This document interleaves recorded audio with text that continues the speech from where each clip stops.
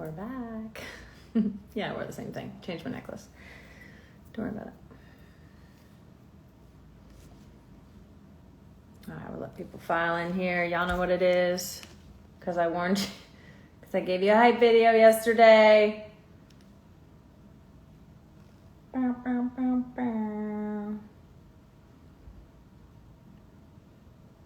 All right, we'll let people file up in here. Boom. Gave you a little pump fake yesterday. We're getting everybody in. What's up, Z? Yeah, I'm back. I'm back. Same shirt. Don't worry about it. Different necklace. All right, I'll let people pump in here. Let's see if we can find our girl. Boom. We are going to be in conversation with the indomitable Miss Tarana Burke, author of this incredible new book called Unbound, My Story of Liberation and the Birth of the Me Too Movement. This is part of my new book club. Oh my God, I have a book club. It's been really fun so far. This was my first pick for very obvious reasons. I was like, Tarana's coming out with a book. It's a no-brainer. I can't wait to get into this. My book club is called The Call-In.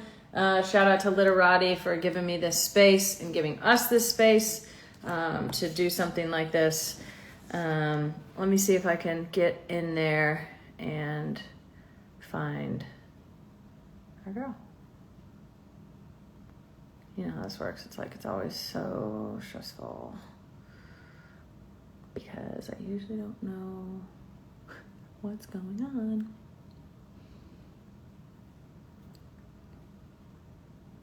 Okay, send a request. Let's get up in here.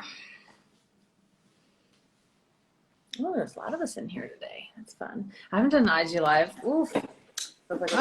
Hello. Hello. Man, I'm so bad with these things. I've right up until this second when it said. Yeah. I mean, I showed up yesterday, so wow. We all know how bad that was. I was like, hey, you got everybody. Just greeting. Okay. Tarana, how are you? Thank you so much for being here, joining on the live. I was just saying, like, I feel like I haven't done IG Live in a long time.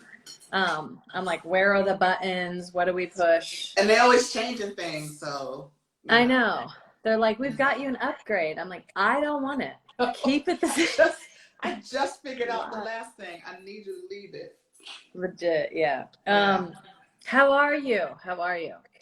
You know, that's such a hard question to answer now. Loaded question. You know, I was just as soon as I said it, I was like, loaded question. I shouldn't ask. Well, I mean, you know, generally I'm like, oh, I'm fine, but I'm like not sleeping. I'm tired. I'm worried.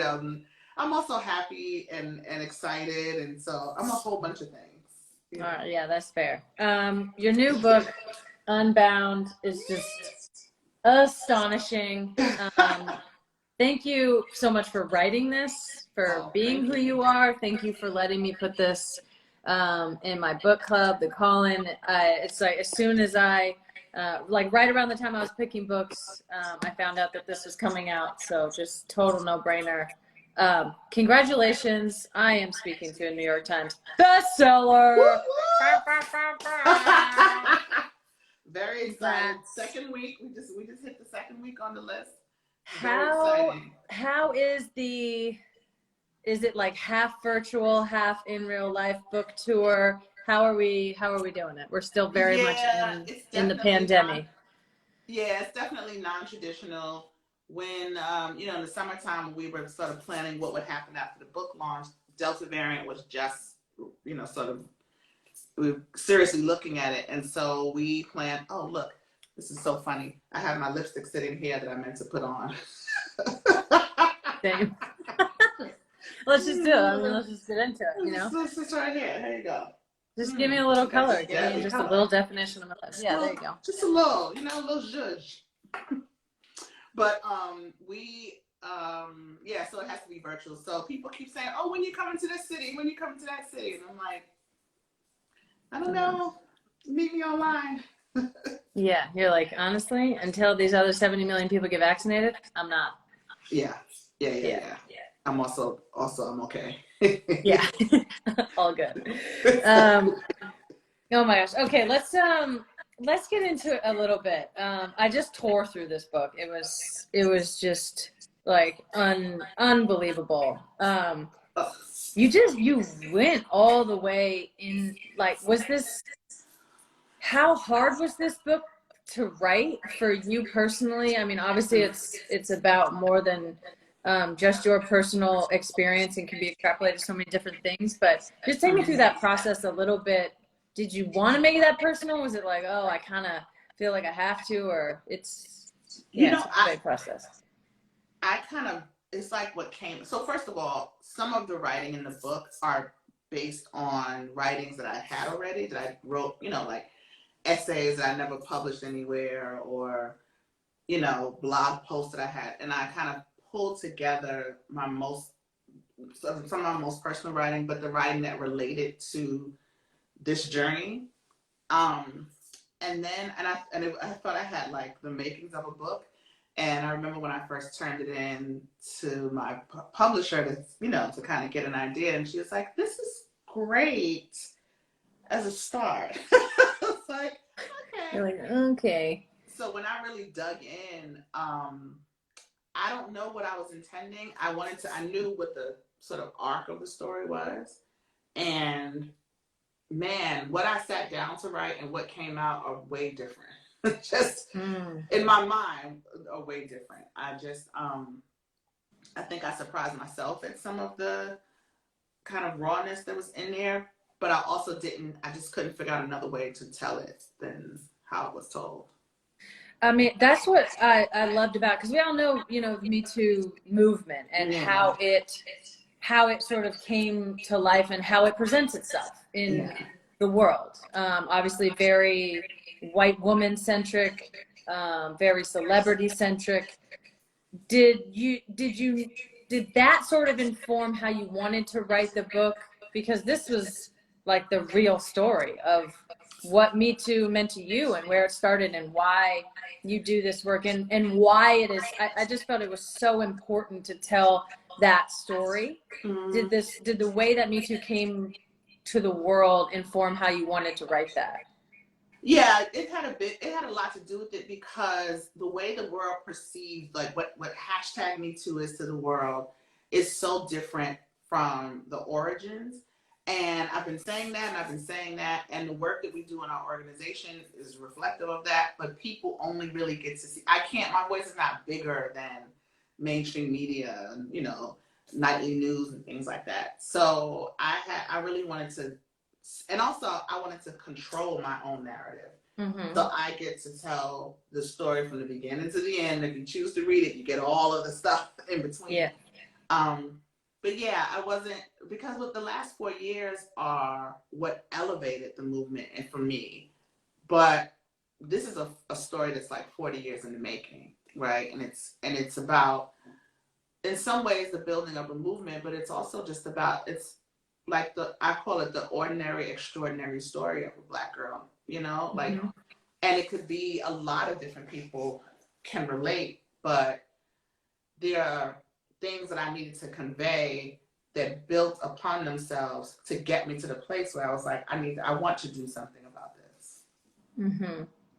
Oh, yeah, I love that part. I feel like it's so important, just informs like what stories we're then telling. I mean, I think anytime a movement sort of pops up, particularly with women, the hierarchy just immediately gets sort of sorted right away. And, it's white women here and Asian women here and Black women here. And we sort of know. I thought that was the big question at the end of the book, or the question that you asked everyone, was just like, how have you showed up in Me Too? And like, actually, you haven't showed up.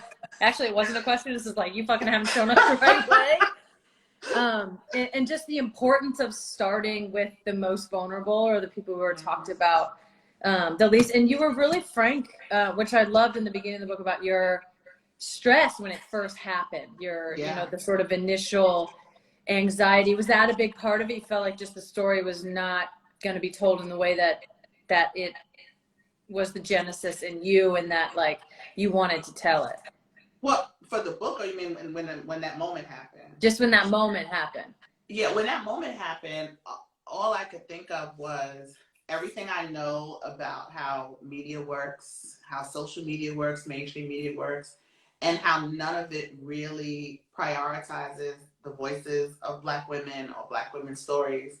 And how even what we had been seeing with the Weinstein case and the way it was rolling out, um, I'll never forget when Lupita came forward and suddenly there was a backlash. Suddenly Weinstein had something to say, like that didn't happen. And it was like every time a Black woman rears her head to tell her truth, there's some kind of pushback. And so no part of me believed that the world would think that this 40-something-year-old Black woman from the Bronx had this idea first or was doing this work already, They're like, And I couldn't was just be. like, right. It's like, I mean, I see it now, right? There's still a big part of the narrative that I'm included in, but I get labeled as like Tarana Burke, the founder, Tarana Burke, the person who coined the phrase, and even the work that's been done in the last 4 years, the strategy, the thoughtfulness, the collaboration, the work that we've done to like push the narrative in one direction, to influence how it's working, and the work to do to support survivors is discounted. It's just like, oh, this is the lady who made up the words. We got to include her too. And it's just like the work is the hard part. The work The work, is exactly. the actual. That's why they call it what they call it, the work. It's like, okay, the hashtag or whatever, but it's actually you've really been doing this your whole life, your whole life.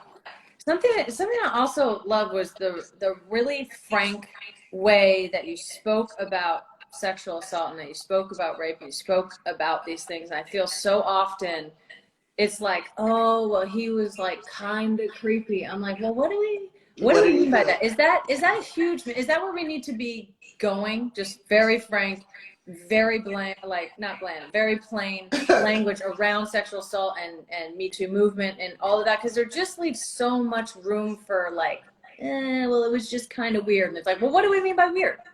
Yeah, sometimes I think, we don't have to be brutally honest or raw all the time. I want it to be really clear because of exactly what you said, right? And I remember I had a conversation with a family member who, another person in my family when Me Too went viral, was like, well, what happened to, because my family largely didn't know. My mom knew, and that's really about it.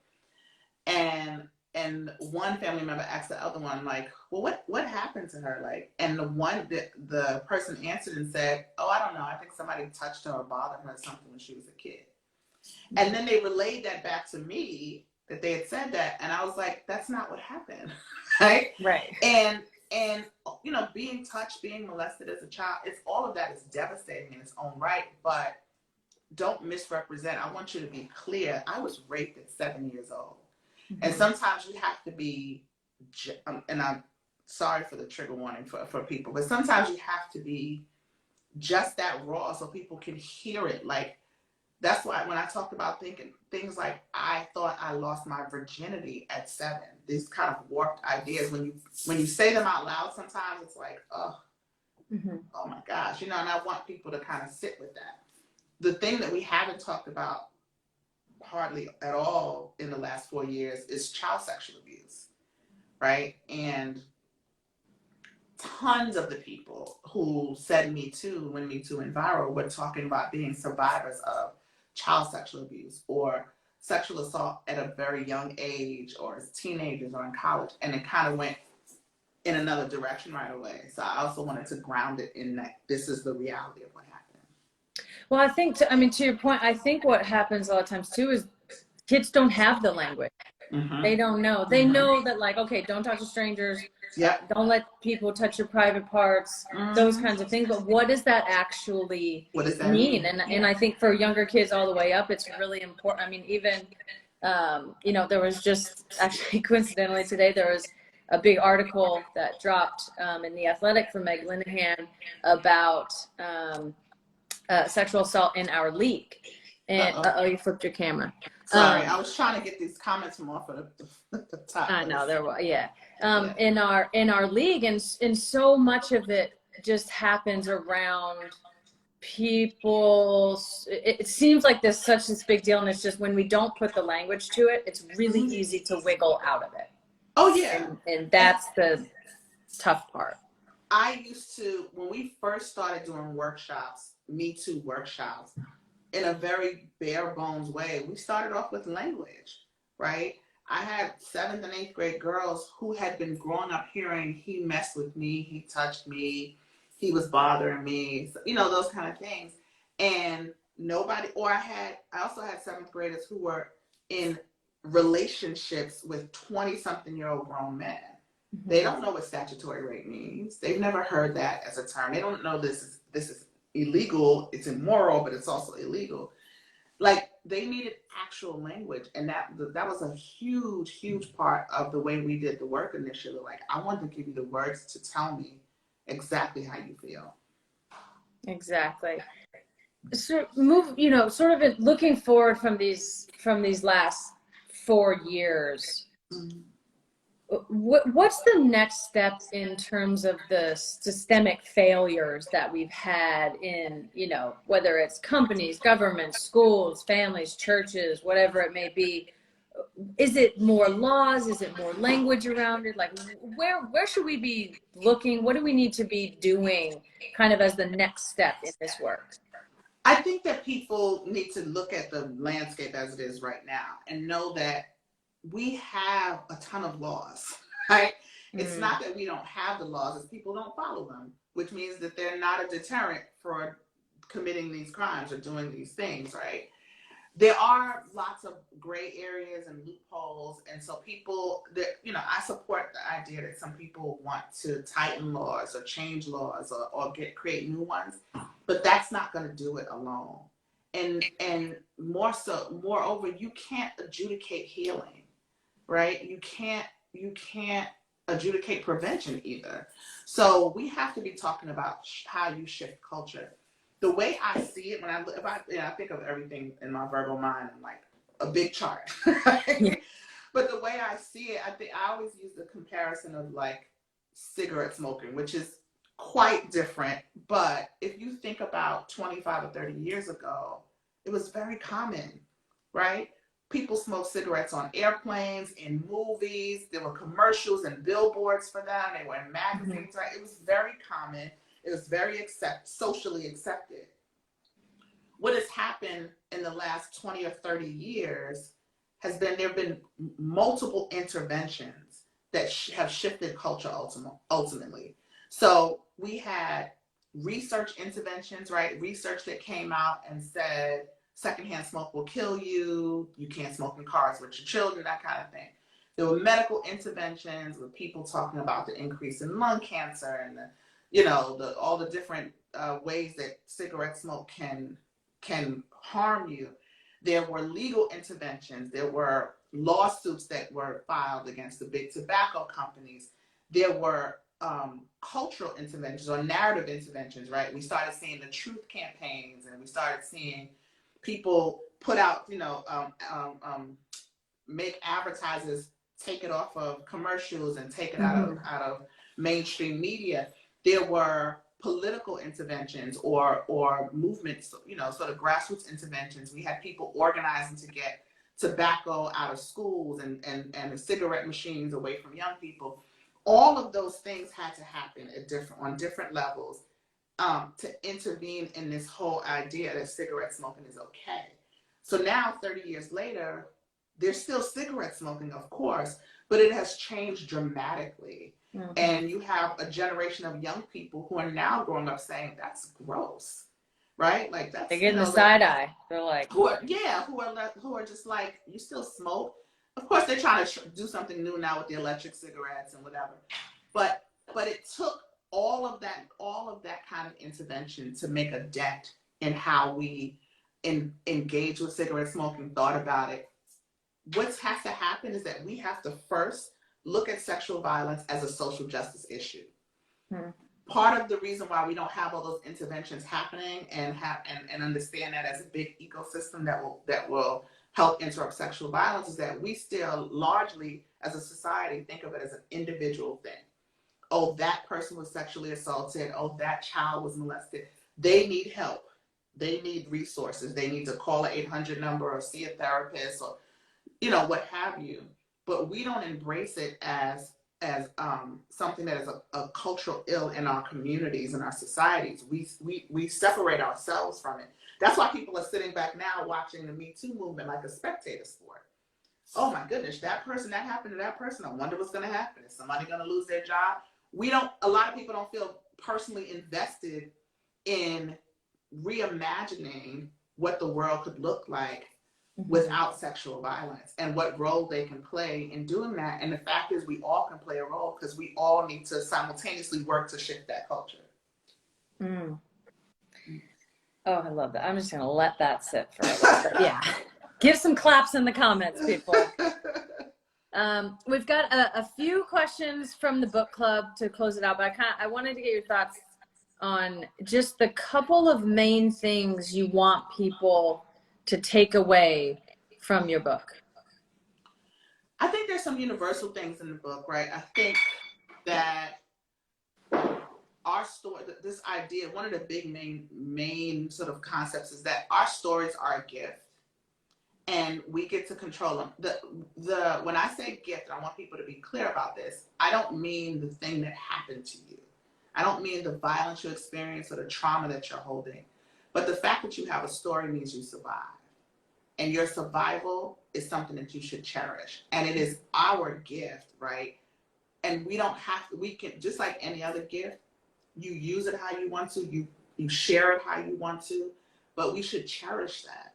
And I want people to see the power in our stories, the strength in survival. Like, people engage with survivors of sexual violence always from this like place of pity, and we are a very strong group collectively and also strong individually. And that's hard to access sometimes when you feel alone, even if you see Me Too all over the place, you still live your life, a lot of people largely just like in your own head. And so I hope the book helps loosen some of that to say like there's something powerful about me. You don't have to start a movement to be powerful or feel liberated, So I hope and I also hope people refocus and understand or have a better understanding of why we have a movement, why it's needed, and why it's bigger than what you see on television. That it's happening every day in your communities, it's happening to the children around you, to the adults around you. It's not just happening to girls and women, it's happening to people who identify across the gender spectrum, and we all should be invested. Mm-hmm. All right, I'm going to hit a few of these questions, some really good ones. This is from Ashley at Face Uncomfortable. She wrote in, first, I appreciate you sharing your story. It's important and necessary. The question I have is, during this time, how did you manage the anger? Given what you personally experienced, the horrible things that you were constantly hearing, many young people share, the fact that as you got older, you recognized there was no accountability for certain people, regardless of their actions. How did you manage all of the strong negative energies and emotions that you were surrounded by? So I didn't manage it well, always. You're like, not well.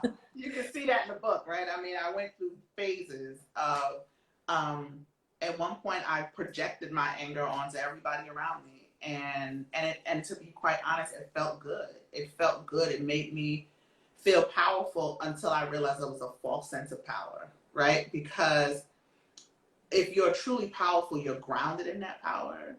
So not to say you feel strong all the time, but there's some part of you that is grounded in that. And I certainly wasn't. I was sad and I felt small in the moments when I wasn't being angry or bullying or barking at people. So it took it, for me, this is just my personal journey. For me, once my daughter was born and I wanted to take a different posture in terms of how I parented, but I also had people who called me out. I had people who loved me or called me in, I should say, right? There you go. Who loved me and said, this is not sustainable. this anger is going to eat you alive. How is this anger serving you? Like elders who would ask me those questions, friends who would just constantly like check in with me until I kind of just got it.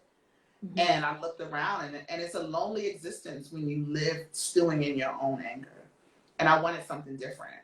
So, but I went from not managing it well, and I still don't manage it well sometimes. Trust me, this is a work in continuous progress. Sometimes the rage cage just comes out. There's too much shit going on in the world to not have a little bit of rage. And I also believe in righteous rage. I believe that there's a time and place for our rage when it is about things that are unrighteous, and we have a righteous feeling that burns in our chest. So, and I separate that from the anger and rage I felt about the things that were enacted. Mm-hmm. No, and it's so beautiful, and just reading your book and, watching you over the years, how you've turned your experience into just a hurricane to help everyone. It's really amazing. I mean, I think one story, this is one question that I have, one story that was difficult to read, and I'm sure difficult for you to write, was about heaven. And Angie at 5x5, did you ever find out what happened to heaven? Was Malika able to talk to her before she left? Any word on how she is now? And thank you for writing so honestly about this and for all that you do. So there's several questions in there. Malika did talk to heaven before she left, and that at the camp. I never talked to her again.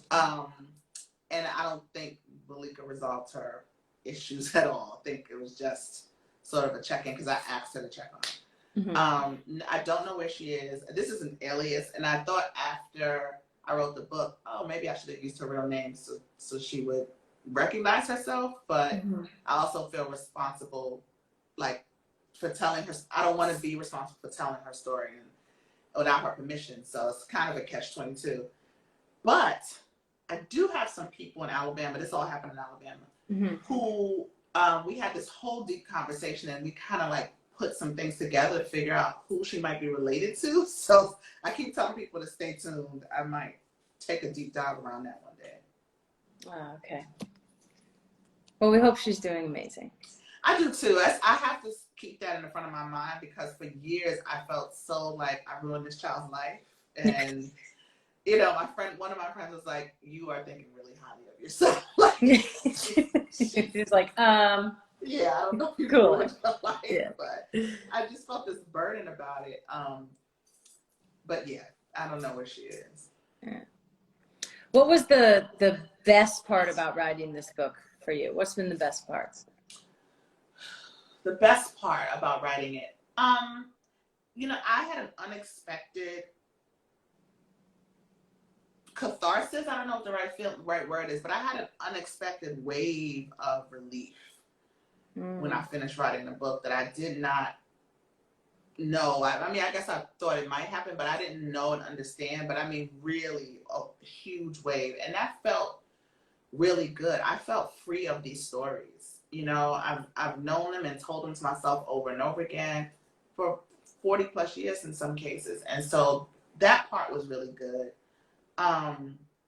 It also sparked some conversations. I had to go talk to some people about things that I didn't remember all the way. I had to open up some situations. Some of them were hard and tricky, and others were fun, like college friends and stuff. So that was nice to kind of create a place, some safety to kind of have some of these conversations that were long overdue.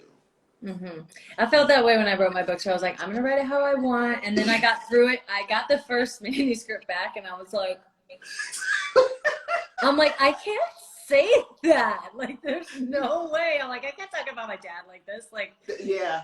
I'm like, you did some weird shit, but yeah. Yeah, the parts about my mom were hard. And I was very nervous to let her read it. And then she read it. I let my aunt read it first. And she was like, I think you'll be fine. And my aunt is like my best friend, So then I let my mom read it, and she had such a great reaction. She's just a great person. And she was just like, the first word that came to mind is courageous. And, I have questions, but I still love you very, very much. And so I was like, oh, that's all I needed. I mean, that's a perfect way to end this. Courageous is, just scratching the surface of what this book was. It was just it course corrected me too, I hope.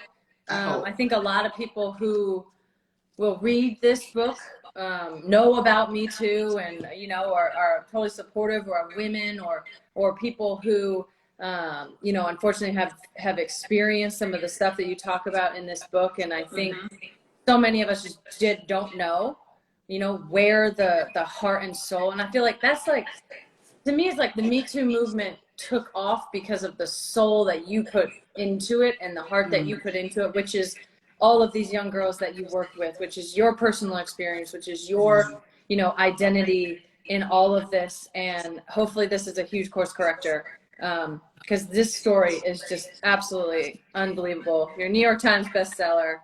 Thank you so much for writing this book and for sharing yourself and your experience in the way that you have, for allowing me to put it in the book club. Thank you. We need more books. We need more books from you when you're ready. Well, I'm trying. I'm coming soon, but I don't know how soon. Yeah, I mean, it's coming. I have to say, Megan, thank you so much. Even before the book, you've been really supportive and just really vocal, and I just really appreciate how you show up in the world. And thank you also, obviously, for picking this book, but just for being like good people.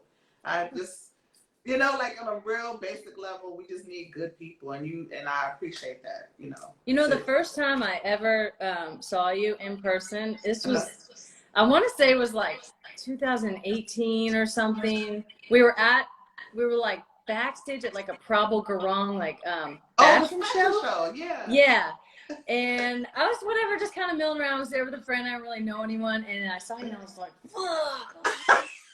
Oh my God, what is her? I can't remember. I think I did come say hi and maybe introduce myself or something, but I was just like, I had a fangirl moment. I was still fangirl. That is so funny to me. Well, let me just say this to you. The number of calls and DMs I get, like the first time we did that IG live, I had people I literally hadn't heard from in forever. Like, I used to run a youth program, and some of the teachers called like, "Are you friends?" Yes. Megan, I'm like, I mean, basically. Oh gosh, thank you so much. Good luck on the rest of your book tour, virtual or not. I hope this book just crushes everything. Everybody, I'm sure it's in some link in bio. On Tarana's, on mine. Swipe up, buy this thing. Yes. Keep buying this thing. It's absolutely incredible. Tarana, you're just a light in the world. Thank you so much for everything. All right. Thanks everybody for showing up, and we'll do this, I don't know, some other time. Bye. Bye-bye. I don't even know how to